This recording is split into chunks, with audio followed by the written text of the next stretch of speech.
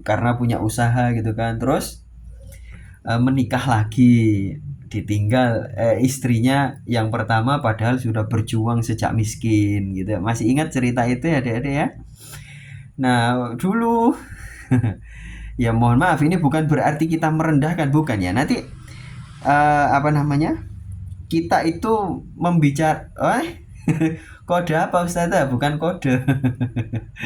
Eh, ini cerita nyata, maksudnya begini loh.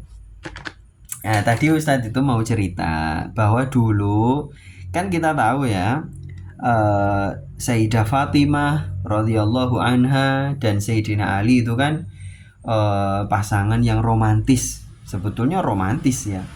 Tapi masih kalah romantis dengan putrinya Rasulullah yang namanya Zainab.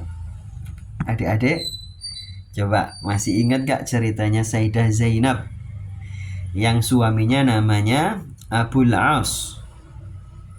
Ah, ya itu masih lebih romantis loh daripada Sayyidina Ali dengan Sayyidah Fatimah.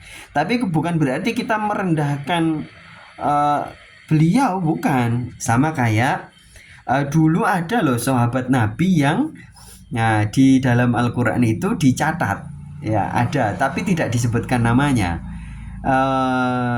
Ayatnya itu adalah tentang, Ustadz lupa ayatnya ya, tentang pokoknya kalau seseorang berbuat dosa ya diganti dengan amal yang baik gitu kan. Nah ternyata ayat itu turun tentang salah satu sahabat Nabi yang mohon maaf mencium orang yang belanja di tokonya. Ya, di tokonya ada wanita belanja ya, dan itu sahabat Nabi juga kan, yang wanita kan, sama-sama sahabat Nabi juga. Terus di ini, mbak ya gimana ya, zaman dulu nggak tahu ya manggilnya gimana, mbak sini deh gitu. Terus disuruh masuk, terus dicium gitu kan, dicium doang gitu, nggak sampai berzina, nggak sampai. Dicium doang gitu kan, dan sama-sama saling menutupi gitu kan. Ternyata besok paginya Rasulullah dapat ayat bahwa orang yang berbuat dosa ya silahkan diganti dengan kebaikan supaya terhapus. Nah ya itu kan sama-sama bestinya Rasulullah kan, dan kita nggak boleh merendahkan itu. Masa kita akan bilang, ternyata sahabat Nabi ada yang mesum juga ya? Nggak bisa seperti itu, nggak bisa. Ya, karena bagaimanapun juga mereka adalah bintang. Ya, mereka adalah kalau kita bilang sekarang itu apa? Gue star, apa ya? Apa sih? K-pop? Bukan ya?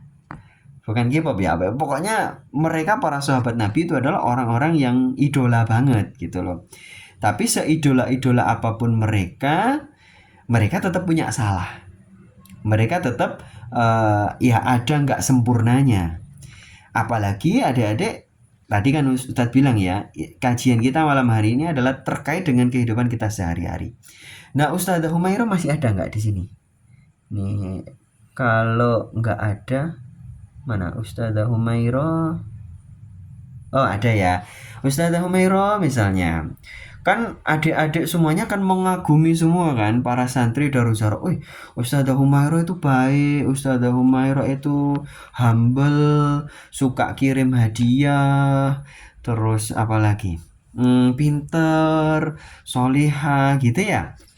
Nah atau Ustadz Brili itu ternyata orangnya ganteng, romantis gitu ya, atau apalah silakan sebut apa gitu ya. Tapi dengan segala pujian adik-adik itu, adik-adik harus sadar, Ustadz Brili, Ustadzah Humairah, Gus Muhib, dan semua pengajar di Darul Zahra itu sebagaimanapun kalian mengidolakan dengan ilmunya, dengan kesolehannya, adik-adik harus siap andai kata ketemu, andai kata kita meet up, benar-benar ketemu secara tatap muka, nanti akan kemudian 1 jam 2 jam gitu masih oke lah, masih masih ternyata enak ya kalau ketemu langsung. Biasanya nanti kalau terus kemudian 24 jam ketemu, adik-adik akan bilang, ternyata kok gitu-gitu aja ya, kok nggak sesempurna yang saya bayangkan ya, kok ternyata Ustazah Humaira itu kalau tidur ini ya ngowoh ya atau apa. Ngowoh itu apa? Mulutnya terbuka ya kalau tidur ya, misalnya Ustazah ya. Ya, oh ternyata Ustadz Brili itu kalau kalau bersin itu sampai kayak sound horeg ya, misalnya. Ya, ya hal-hal yang bikin ilfil semacam itu akan selalu ada loh adik-adik ya. Itu akan selalu ada. Nah ini mohon maaf Ustazah Humaira, Rasulullah Shallallahu Alaihi Wasallam itu kan kita idolakan banget ya. Dulu pas kajian kitab Asyifa ketika mukodimah itu kan Ustadz Brili mengingatkan bahwa kita mencintai Rasulullah itu harus benar-benar komprehensif, harus kita punya logikanya, kita punya aksiomatikanya. Bukan berarti semua harus dilogika, bukan. Nah begini adik-adik, Rasulullah itu kan kita idolakan dengan segala kemuliaannya. Tapi kan adik-adik secara hawa nafsu ya, secara hawa nafsu, kalau melihat Rasulullah itu punya istri banyak, itu kan kita kayak agak gimana gitu ya. Ya enggak? Kayak agak gimana gitu. Dalam hal itu loh ya, bukan dalam hal yang lain-lain ya. Satu itu. Ini didengarkan dulu, bukan berarti kita merendahkan Rasulullah, tidak, sama sekali nggak boleh. Justru nanti dari sini adik-adik akan belajar, oh iya ya, Rasulullah dengan segala kesempurnaannya itu pun kita kadang ada nggak sukanya. Nah oleh karena itu, kalau ada rasa nggak suka itulah kita harus segera mengobatinya. Kita harus segera meluruskan logika kita. Yang salah itu pikiran kita adik-adik, bukan Rasulullah. Ya, yang salah itu pikiran kita. Satu tadi ya, masalah Rasulullah itu poligami. Sama dengan itu tadi Sayyidah Fatimah dengan Sayyidina Ali itu kan romantis banget kan. Tapi masih kalah romantis dengan Sayyidah Zainab dengan suaminya yaitu Abul As. Nah adik-adik kalau Ustadz Brili aja yang laki-laki itu baca kisahnya Sayyidah Zainab itu nangis. Serius nangis, keluar air mata beneran. Ya karena ini luar biasa loh.